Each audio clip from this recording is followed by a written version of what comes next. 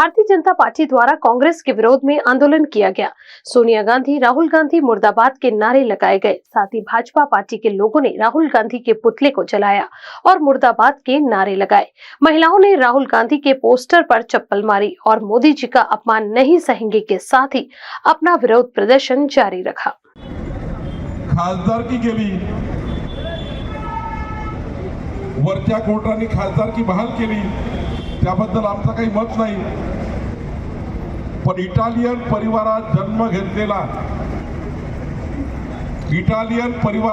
घेतलेला राहुल गांधी वारंवार ओबीसीचा अपमान करत आहे आणि ज्या पद्धतीने काल पुन्हा एकदा भारत जोडो यात्रेमध्ये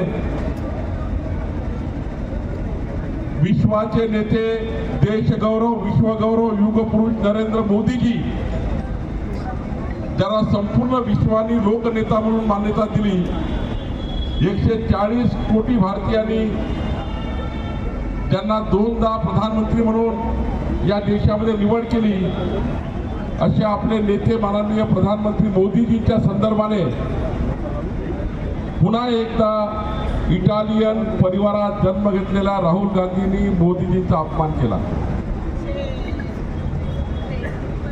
या ठिकाणी अनेकांनी सांगितलं, खरं तर काँग्रेसच्या सरकारने 1980 मध्ये मंडल आयोगाचा रिपोर्ट मान्य करून ओबीसींना आरक्षण द्यायला पाहिजे होतं। निश्चित तौर पे हमारी यही है कि राहुल गांधी के मन में जो ओबीसी के प्रति ईर्ष्या है, द्वेष है, घृणा है, उसका निषेध करने के लिए हम सब लोग यहाँ पे एकत्रित हुए थे। पूरे राज्य में हम भाजपाई लोग मोदी जी का अपमान या ओबीसी का अपमान कदापि सहन नहीं कर सकते और इसलिए हम पूरी ताकत से आंदोलन कर रहे हैं।